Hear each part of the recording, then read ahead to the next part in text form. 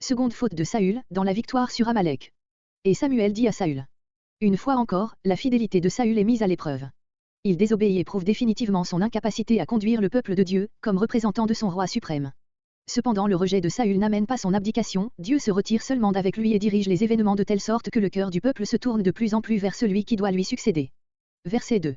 Ce qu'Amalek a fait.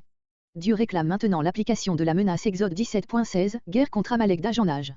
3 actes d'hostilité avaient montré dès lors la haine mortelle dont ce peuple était animé contre Israël, Nombre 14.45, Juge 3.13, Juge 6.3, et justifiait ainsi la déclaration divine qu'il ne pouvait y avoir paix entre les deux peuples. Verset 3. Interdit, comparé Josué 6.17, note. Télaïm, probablement le même endroit que Télém, Josué 15.24, note, à la frontière méridionale de Jude. 10 000 hommes de Jude. Sur cette manière de compter Jude à part, voir un Samuel 11.8, note. Verset 6. Dit aux Kéniens, comparez Nombre 10.29-32, Juge 1.16, note. Vous avez usé de bonté. On voit par cette parole que les Kéniens avaient accédé à l'invitation de Moïse. Verset 7. Depuis Avila jusqu'à Sur, les 2 extrémités du désert où habitaient les Amalekites ainsi que d'autres tribus sémitiques. Sur, à l'extrémité nord-ouest de la mer Rouge, au sud du golfe de Suez, Avila, probablement dans la direction du golfe Persique, Genèse 2.11, Genèse 16.7, Genèse 25.18, Exode 15.22, note, à moins que le nom de Avila, qui signifie contrée sablonneuse et était probablement très fréquent ne désigne ici une localité moins éloignée de la Palestine et plus rapprochée du sud de la mer Morte. Verset 8. Agag, voir Nombre 24.7, note. Tout le peuple, tout ce qui tomba en son pouvoir, voir un Samuel 27.8, un Samuel 30.1, etc. Verset 9. E.P. Arnière Agag. Saül voulait se réserver l'honneur de produire ce roi comme ornement de son retour triomphal. Animaux de la seconde portée, la seconde de chaque année qui passait chez les anciens pour la plus forte. Tout ce qu'il y avait de bon. Saül prétendra que c'était pour le sacrifier et rendre ainsi hommage à l'Éternel, verset 15, 21. Mais d'abord il faut se rappeler que dans plusieurs espèces de sacrifices des parties considérables de la victime revenaient à ceux qui les offraient. Puis Saül semble oublier que, d'après la loi, Lévitique 27.29, ce qui était voué à l'Éternel ne pouvait point être offert en sacrifice. Verset 11. Je me repens. Ce mot ne signifie pas que Dieu change de dessein, mais que Saül ne répond plus à son dessein. Voir Genèse 6.6, note. Et Samuel fut fâché.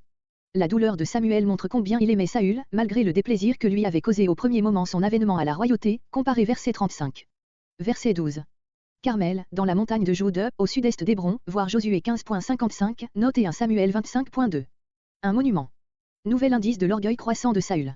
Le mot hébreu signifie main, peut-être le monument avait-il la forme d'une main ouverte et dressée, semblable à la stèle de Mésa, roi de Moab, 2 Rois 3.27, note, et Saül y avait-il retracé ses victoires. Comparé 2 Samuel 18.18 et Ésaïe 56.5. Verset 17. Petit à tes propres yeux, comparé 1 Samuel 9.21. Verset 20. J'ai amené Agag. Il veut constater par là qu'il a fidèlement exécuté le jugement de Dieu sur les Amalékites. Verset 22.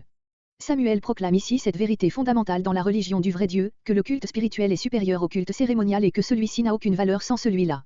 Comme le dit un ancien commentateur, dans les sacrifices c'est la chair étrangère des animaux destitués de raison qui est sacrifiée, dans l'obéissance, c'est la volonté propre et voilà le vrai sacrifice raisonnable, Romains 12.1. Ce principe est le fondement de toute la polémique des prophètes contre le culte cérémonial, qu'ils ne songent pas à rejeter par ce motif, mais dont ils ne veulent pas qu'on se fasse un appui pour se dispenser d'offrir le culte spirituel seul agréable à Dieu.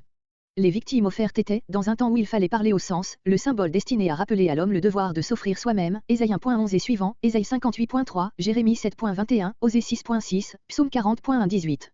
Verset 23.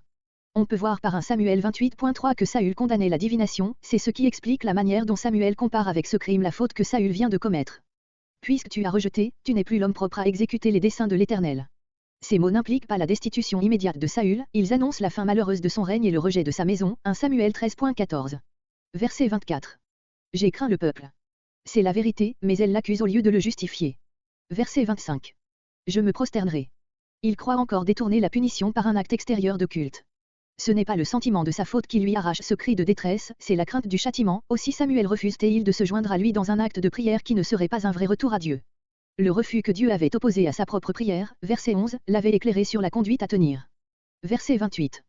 Comme ce manteau en se déchirant te prouve que le lien est brisé entre toi et moi, ainsi le lien est brisé entre toi et la royauté. Meilleur que toi. Samuel ne sait pas quel est cet homme, mais il sait qu'il est déjà choisi, 1 Samuel 13.14. Verset 29. Voir verset 11, note. Verset 30. J'ai péché. Saül renonce à obtenir le pardon de Dieu, ce qui lui tient encore à cœur, c'est l'honneur humain. Verset 31. S'en retourna. Samuel accorde à Saül tout ce qu'il peut lui accorder. Il respecte sa position royale aussi longtemps qu'elle subsiste, et il s'en va exécuter lui-même sur Agag le jugement que Saül a refusé et qu'il est par conséquent indigne d'accomplir. Verset 32. Et Samuel dit, soit pendant, soit après l'acte de culte de Saül. Gaiement. La mansuétude dont Saül avait usé envers lui avait fait espérer qu'il serait épargné. Verset 33. Entre les femmes, la plus douloureusement privée, parce que son fils est le roi. Devant l'Éternel, devant l'autel de l'Éternel. Comme réparation de la désobéissance de Saül à l'ordre divin, cet acte devait être mis en rapport direct avec Dieu qui l'avait ordonné. Verset 35. Et Samuel ne revit plus Saül. Le fait raconté à Samuel 19.24 ne peut compter pour une entrevue entre ces deux hommes. Samuel ne pouvait plus rien faire pour lui, et malgré l'onction de David, il ne voulait rien faire non plus pour ébranler sa position. Il continuait à diriger l'école des prophètes, à Rama, 1 Samuel 19.18 et suivant. Et l'Éternel se repentait. Conclusion des chapitres 13 à 15.